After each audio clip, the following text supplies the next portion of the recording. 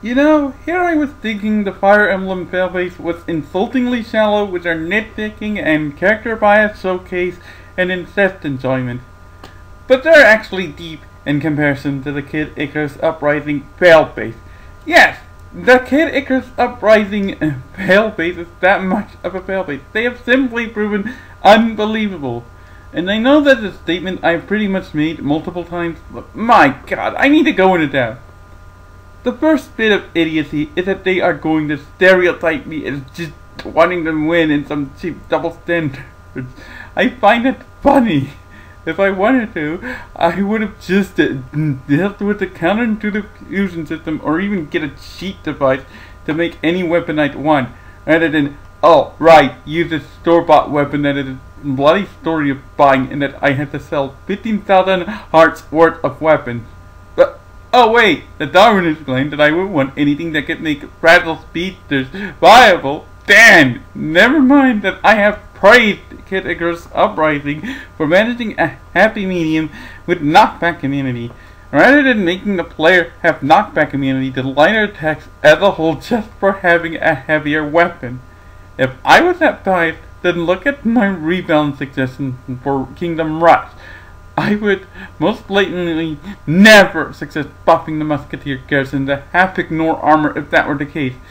It earns the suggestion for being so god-awful with general crowd control, and I'm aware it risks docking players being humiliated by some 570 gold tower, but even that has its own benefit of making the Musketeer risk more regardless. That, by the way, is the big deal with armor. It should be there to prevent people from abusing whatever they can and making preference and affinity much more useful. But, oh wait! Mega Laser should ignore defenses. Why? Because the Darwinist doesn't want to deal with defensive power. Yet I should take speed abuse like somebody who barks loudly and can't even pee standing up. Darwinist, you are a filthy hypocrite, abusing double standards just so that you can win. And I quote that because you're abusing things like evasion +4 and thinking it not a bloody problem. Which brings me to the second problem. There is way too much emphasis on making a better weapon. Like the failbases players claim to be awesome just by having one. Here's some common sense. No! It doesn't make you a better player. It just makes you an abuser. If it doesn't, then anybody could be good by abusing Sonic's and Final Smash and Brawl. And you can claim that I'm abusing defense mods, but when the game makes the attack gains for mods exceed any defense boost, that is an instantly no argument. And anybody who thinks I rely on them has not done 15-minute melee with somebody like Bowser, which I most certainly have when it's on YouTube to begin with. Description, commentary, and all. I don't rely so entirely on defensive power as to become a punching bag without such an edge. If anything, I actually dug up grid reading, and that's despite Kid Icarus Uprising's severe balance problems. You can argue that I'm a squishy wizard, but ignoring the inevitable proof of being a savage by trying to abuse that argument, if you think grid reading would make things boring, do it in an actual light versus dark match. It's already enough difficulty in a 1 versus 1 match where there's only one opponent, not 3, to try to decipher in an already fast-paced battle.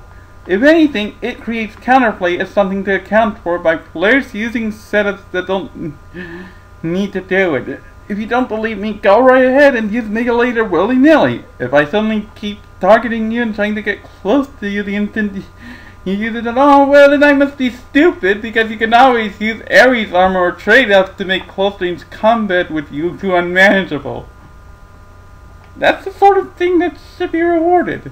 Being able to decipher a lot about a player's strategy or limitations by the use of a single power.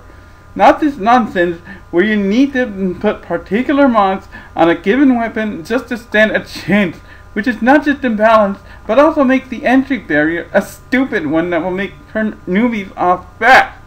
Unfortunately, it's such a farce to prove these slime balls as the one who suck when super speed itself is capable of ridiculous kiting, because being a line power does not keep it from beating tag powers by mere attrition. banning it would be a joke, because without it, trade-off becomes a horror show unless you're using either the already even more ban-worthy warp or some statuses that effect recovery for only 3 spaces will just throw off. That's right, Kid Icarus Uprising has power creep extending past the weapon modifiers themselves, and the failure to check super speed from being broken kiting is what seals its fate as in being irredeemably imbalanced. Now let's recount what the Kid Icarus Uprising failbase has. It has the trolls, who wouldn't call me such. It has the shallow combo freaks who claim they're kick butt just by having the stronger weapon, despite the fact that the value system tried to check that stupidity in the first place. It has the elitists who claim that I should get a better weapon because a game like Kid Icarus Uprising should be punishing players for caring about preference. Now, if we are comparing to the Fire Emblem failbase, what's missing is the indifferent people. The Kid Icarus Uprising failbase probably has them, but even if it doesn't, there's still enough of a reason why the Kid Icarus Uprising failbase is worse. There's hybrids of what's already around. Ad hominem Kun, sociopath that he is a troll, elitist, and a combo freak all rolled into one. Darwinist is a combo freak and an elitist, and his username Abraxas, aka Angel of the Shadows, is all 3 as well, having made a post on Neatverse that claimed I just suck at the game, while bragging about having beat me like it happened in a 1 versus 1, and it's under 100 value rules. Not a no rules free-for-all where I was continually being shot at by staff users who were exclusively targeting me. At least I could get that post reported to its deletion for bullying. And of course, Bear, aka Apollo, is another sociopath who is both a troll and a combo freak. He wants to think that I'm miraculously stuck because I can't handle a freaking overpowered melee weapon that is notorious enough to be mindless. And I'm sure there's more examples of these savages to boot. There is a reason I have given my name to my pain, and it is the Kid Icarus Uprising failbase. But at least I caught the positive attention of a game developer thanks to my efficient analysis of Kingdom Rush. Yeah, Kingdom Rush, not Kid Icarus Uprising. So now I can help balance somebody else's tower defense game. Shame I'm under an NDA, so I can't provide more detail about it, even to Mario Star. But hey, I can actually preemptively bust balance loss and avoid Kid Icarus Uprising's horse show mistakes.